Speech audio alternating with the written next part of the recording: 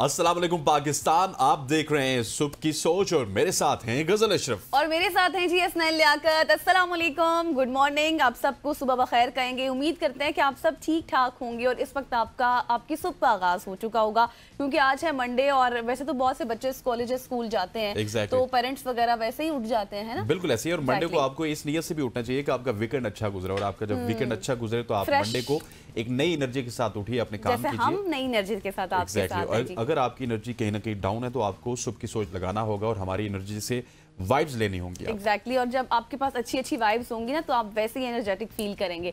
आज है जी अच्छी खबरें हैं, कुछ बुरी खबरें हैं, सेगमेंट्स भी हैं। सबसे पहले तो मैं कुछ बताएं ना, अच्छी है या बुरी है, सबसे पहले तो मैं आपके साथ एक अच्छी खबर तो नहीं है, एक ऐसी खबर शेयर करने वाली हूँ जो बहुत ही हम भी दिल बर्दाश्ता हो गए और वो पर्सन खुद भी दिल बर्दाश्ता हो गया। नारोवाल से है और आपको पता है कि हमारे जो वजीर हैं एहसन इकबाल साहब, प्लानिंग एंड डेवलपमेंट के वजीर हैं, वो उनका हल्का है और ये हल्का जो है ये बहुत ज़्यादा फेमस है, यानी कि गढ़ माना जाता है पंजाब का, क्योंकि इसमें 3 तहसीलें आती हैं, जफरवाल, शकरगढ़ और नारोवाल।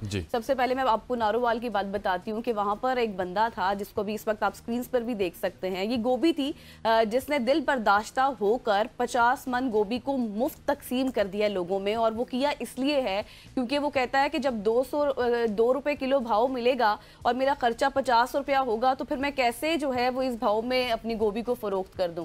तो आप देखें ये सूरत हाल यहाँ पर, और ये सिर्फ एक वाकया नहीं। और आज की सुबह की खबर मैं आपको बताऊं तो शक्करगढ़ में भी ऐसा ही वाकया हुआ कि जहाँ पर 1 मन गोभी को मुफ्त फरोख्त दे दिया गया लोगों को, और वो भी दिल बर्दाश्ता हो गया शख्स। और उसने भी यही कहा कि जब मैनिफेस्टो पेश किए जाते हैं ना, कैंपेन्स होती है जब इलेक्शंस में आते हैं, तो एहसन इकबाल की जो तमाम तर कैंपेन्स हैं वो ऑन रिकॉर्ड मौजूद हैं हसनैन, जिसमें वो कहते थे अपने मुखालिफ को, कोई पीटीआई का उनके जो है वो अगेंस्ट था, उनको बाकायदा कहते थे इतने 120 स्कूल्स बना देंगे, कॉलेजेस बनाएंगे, इमारतें होंगी, और आप लोग क्या तब्दीली लाएंगे, तब्दीली तो नारोवाल में आएगी। तो फिर ये है तब्दीली, बिल्कुल ऐसी है। और फिर एहसन इकबाल तो हमें विजन 2030 के हवाले से बताते हैं कि 2030 में पाकिस्तान कैसा होगा, लेकिन अभी 2025 की अगर बात करें तो वहाँ पे नारोवाल कैसा है इसके हवाले से भी आपको देखना चाहिए। और मेरे हिसाब से पंजाब गवर्नमेंट को तो एग्रीकल्चर के ऊपर बहुत ज़्यादा काम करना चाहिए, लेकिन जिस तरह की खबरें हमें पंजाब से आती हैं, फिर आप नारोवाल की बात कर रही हैं, तो मुझे लगता है कि ये शायद काश्तकार को भी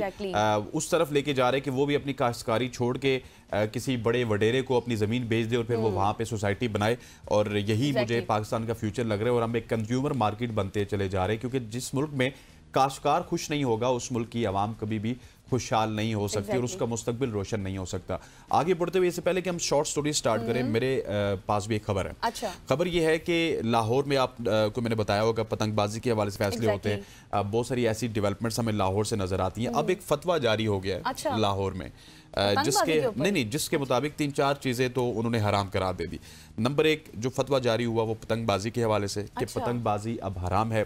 उसके अलावा वन व्हीलिंग के हवाले से फतवा जारी हुआ जो हराम करार दे दी गई। और फिर जो हवाई फायरिंग होती है इसके हवाले से फतवा जारी हुआ कि ये भी हराम करार दे दी गई है। और इसके अलावा अगर मैं आपको बात करूं तो ये जो फतवा है पिछले दिनों जब जारी हुआ तो उसके बाद की सूरत हाल ये है कि लास्ट अगर 20 डेज की बात की जाए तो 151 जो मुजरिम हैं उनको गिरफ्तार किया गया वन व्हीलिंग के केसेस में।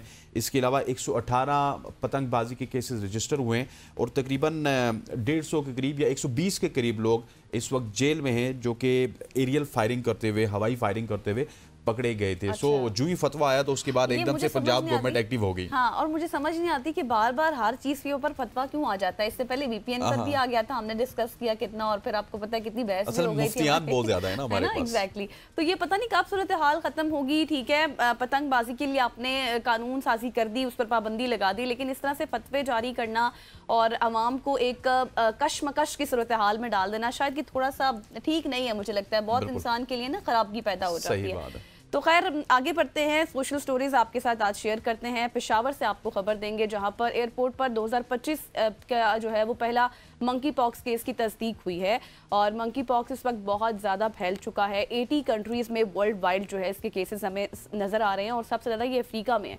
दुबई से आने वाले 35 साला मुसाफिर में ये मर्ज पाया गया, और खैबर पख्तूनख्वा के मुशीर सेहत एहतशाम अली ने बताया कि मरीज को पुलिस सर्विसेज अस्पताल मुंतकिल भी किया गया है, जहां से उसके नमूने पब्लिक हेल्थ लैब को अब भिजवा दिए गए हैं, और लैब ने मर्ज की तस्दीक भी कर ली है। और ये पाकिस्तान में 2025 का पहला और मजमूई तौर पर 10वां केस है। हमारी तो यही गुजारिश है अवाम से भी कि आप लोग फासला रखें, एहतियाती तदाबीर इख्तियार करें। और ये भी आपको बता दें कि आलमी इदारा सेहत ने इस बीमारी से बचाव के लिए वैक्सीन के इस्तेमाल की भी अब मंजूरी दे दी है।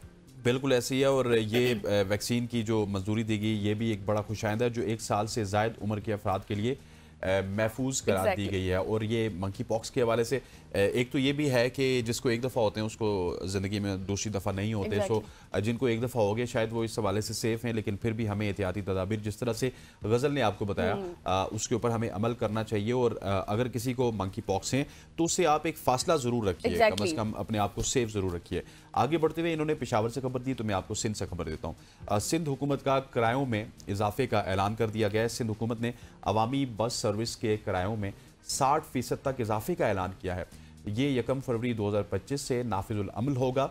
ये इजाफा मुसाफिरों को दी जाने वाली जो सब्सिडी थी उसको कम किया गया और बचाई गई रकम को इलेक्ट्रिक बसों की खरीदारी पर खर्च किया जाएगा।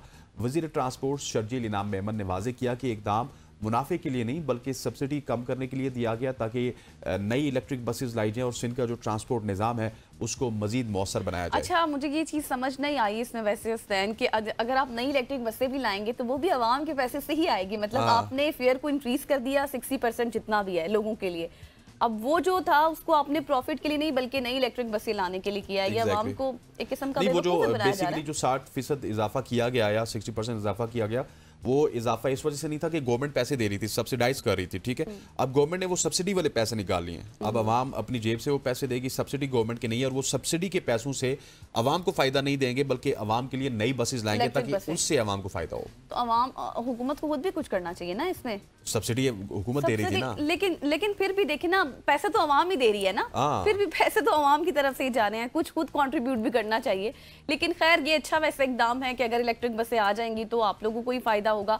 आगे बढ़ते हैं जी, आपको ये बताते हैं कि एक जायजा लिया गया, एक सदी की रिपोर्ट सामने आई है, उसमें ये जायजा लिया गया है। पूरी सदी की निस्फ सदी का किस्सा है, 2-4 बरस की बात नहीं। एग्जैक्टली, या पूरी सदी का किस्सा है, 2-4 बरस की बात नहीं। एक सदी है पूरी, उसका किस्सा है ये जो मैं आपको सुनाने जा रही हूँ, जिसमें मर्दों के कद और वजन में इजाफा देखा गया है। इसकी सबसे बड़ी मिसाल तो ये हम दोनों आपके सामने है, ठीक है। तो जी, एक तवील तहकीक से मालूम हुआ है कि गुज़श्ता 100 सालों में हुआ कुछ यूं कि जो औरतें थी और जो मर्द थे, मर्दों के कद और वज़न में ख़वातीन के मुकाबले में ज़्यादा इजाफा हुआ है।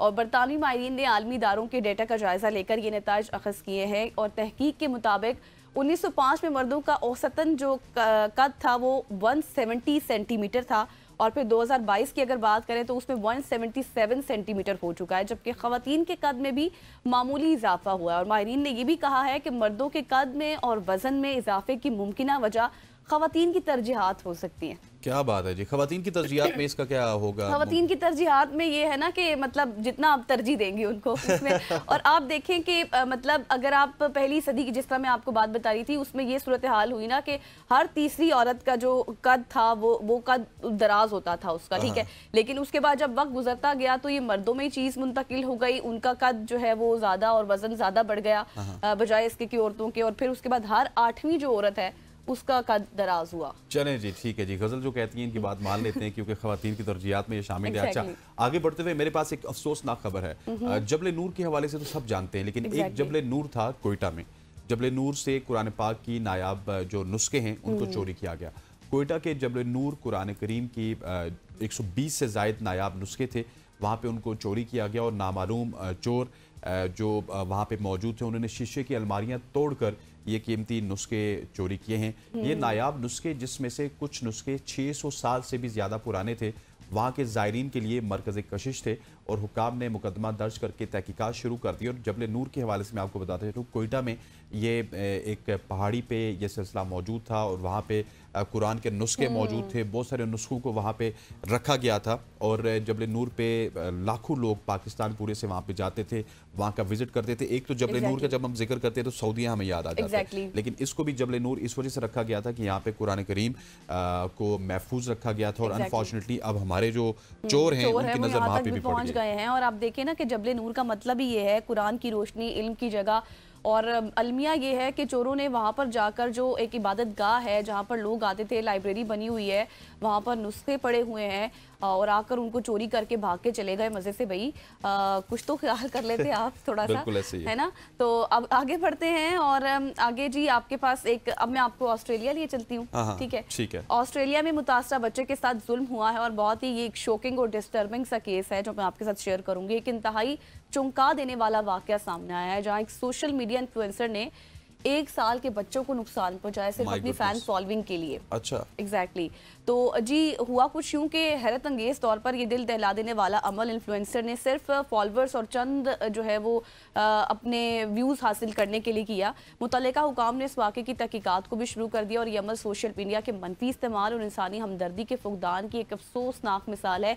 1 साल के बच्चे के साथ आप कैसे ये कर सकते हैं? बिल्कुल ऐसे ही। और ये जो सोशल मीडिया का रुझान है, ये हमें मेरे ख्याल है कि इसको देखना पड़ेगा, इसको कम करना पड़ेगा, क्योंकि आप अपनी फॉलोइंग के चक्कर में, व्यूज के चक्कर में 1 साल के बच्चे को इस तरह का नुकसान पहुंचाएंगे तो डेफिनेटली। और फिर ये देखिए ना कि सोशल मीडिया पे जो भी लोग या वीडियोस बनाते हैं वो आजकल मुस्तकबिल के मामार समझे जाते हैं। जिस तरह हमारे ज़माने में एक सरकारी टेलीविजन होता था, उसी को हम देखते थे, उसमें जो भी दिखता था ना वो हमारा हीरो होता था। आजकल सोशल मीडिया पे जो भी दिखता है वो नई नस्ल का हीरो होता है। तो सोशल मीडिया पे अपने हीरोज को भी हमें अब चुनना पड़ेगा कि किस शख्स को हम फॉलो करें, किसको नहीं फॉलो करें। तो यहाँ पर जी हम लेते हैं अब एक ब्रेक, क्योंकि सोशल स्टोरीज जो है हमारी खत्म हो गई हैं। फिर अगले सेगमेंट की तरफ जाएंगे। Stay with us.